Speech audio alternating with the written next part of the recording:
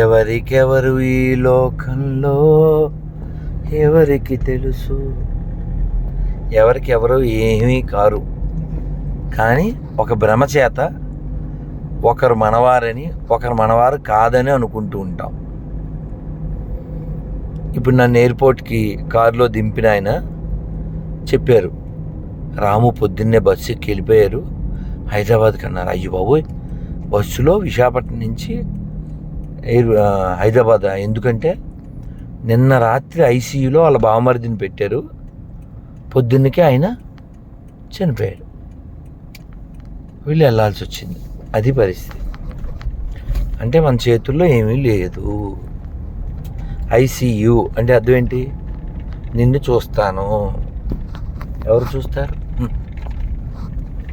Dead body పోనో పూట లేకపోతే ఒక రోజు ఆ బాడీ బాక్స్లోనో ఎందులో ఉంటుంది. తర్వాత దాని పేరు బావ కాదు, అన్నయ్య కాదు, మావయ్య కాదు, నాన్న కాదు, అసలు నీకు ఏమీ కాదు.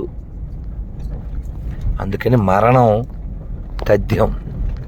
మరణాన్ని ఎవరు ఆపలేరు. కాబట్టి మరణం మనని ముట్టుకునే లోపల మనం భగవంతుని పట్టుకోవాలి. శివ, అర్థమైందా? అందుకని మనం భగవంతుని పట్టుకోవడమే ఈ జన్మకి సార్థకత. దానికి పెద్ద చదువులు అక్కర్లేదు. భగవంతుని నామం చెప్పగలిగితే చాలు.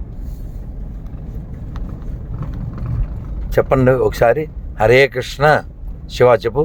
హరే కృష్ణ హరే కృష్ణ హరే కృష్ణ కృష్ణ కృష్ణ కృష్ణ కృష్ణ హరే హరే హరే హరే హరే రామ హరే రామ హరే రామ హరే రామ రామ రామ రామ రామ హరే హరే. హరే హరే. ఇదొక్కటి మీరు ఎప్పుడు అంటూ ఉండండి. మీరు ఎక్కడున్నా బాగుంటారు. అయినా చాలా ముఖ్యం. ఇల్లు, ఈ శరీరం, ఈ ఊర్లు, ఈ కార్లు అన్నీ మనకి తాత్కాలికమైనవే. శాశ్వతం మన లోపల ఉండేటువంటి భగవద్భక్తి. అయినా ఇప్పుడు వాల్మీకి అనే ఒక ఆయన ఉన్నారు. ఆయన ఏం చదువుకోలేదు, అడవిలో దొంగతనాలు చేసేవాడు.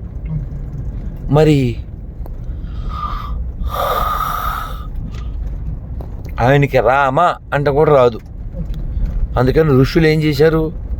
మరా మరా మరా మరా తిరగేసనమన్నారు. అన్నాడు.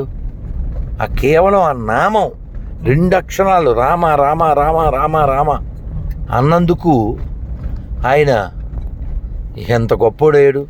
రామాయణం రాసేసాడు. కాబట్టి మీరు నించున్న నామాన్ని చెబుతూ ఉండండి. అదొకటే మనని రక్షిస్తుంది. నేనా? హరే కృష్ణ.